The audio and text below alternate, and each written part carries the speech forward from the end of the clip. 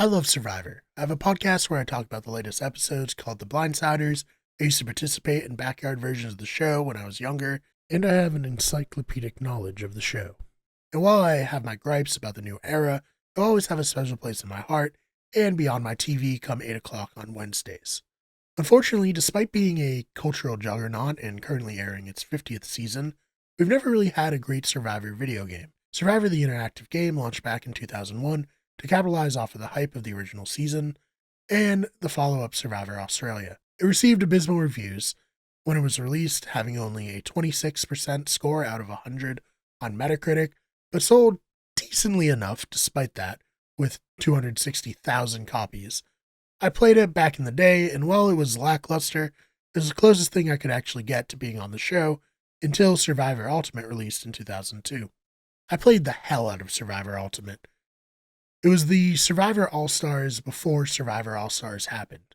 You can make a 16-person cast from players who made the jury section of the original seasons from the first 4 seasons. You competed in reward and immunity challenges and endured twists like the tribe swap while building alliances that really only seemed to last one round while trying to become the sole survivor.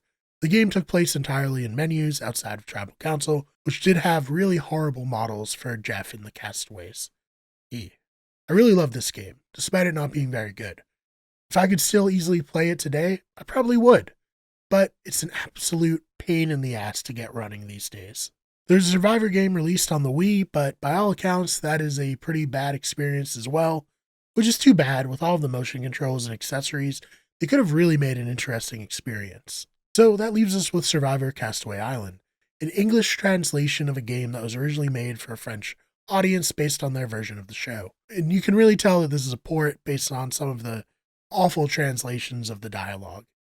We don't really have any likenesses of US survivors in this one, though we do have names of former players, which is, kind of neat. You start in 2 tribes of 6 and compete in reward and immunity challenges. You also have to manage resources like food, water, and firewood, while balancing how much energy you expend in challenges and while collecting those resources. If you overexert yourself, you end up getting medically evacuated from the game, and your run is over. While in the camp phase of the game, you can look for hidden immunity idols and talk to your tribe mates.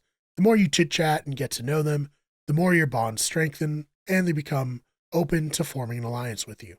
You can pull these people aside and propose a target, but it doesn't seem like that really matters because I'm pretty sure they just vote with you no matter what, even if you didn't pull them aside and tell them about it. I played a season right before making this video and found that one of my alliance members who never really wanted to hear my proposals for a target still voted with me at Tribal Council. On the surface, this all sounds great, but unfortunately the surface is really all there is to it, as the game isn't very deep, at least not as deep as other games that allow you to form bonds with NPCs. I really believe this game could provide a solid basis for a multiplayer experience.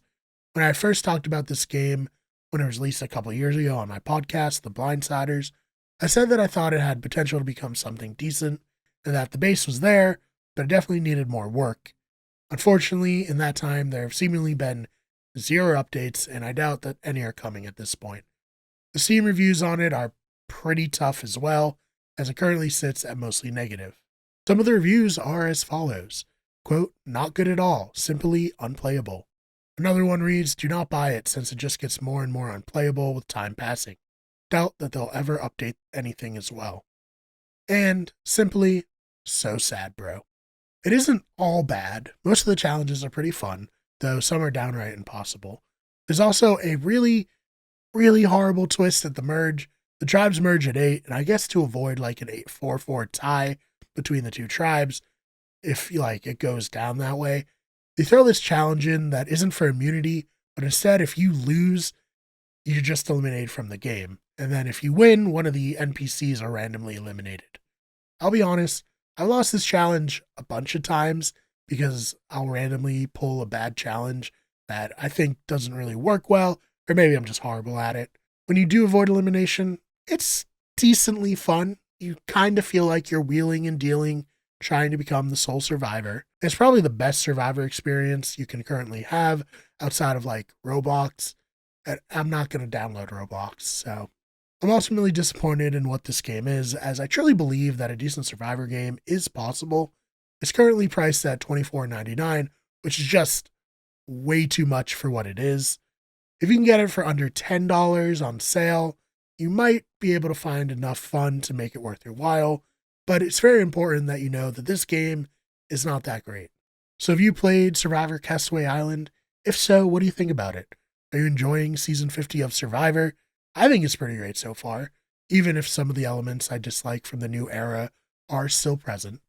And if you are checking out this season and you're looking for a podcast, outside of the bigger podcasts, check out The Blindsiders on YouTube at the YouTube channel Better Radio or our YouTube channel, The Blindsiders. Also search The Blindsiders on pretty much all podcast services. You'll be able to find us. Thank you so much for checking this video out. If you enjoyed it, please subscribe. We're trying to reach 2,000 subscribers.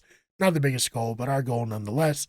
Again, thank you so much for checking this one out, and I will see you in the next one.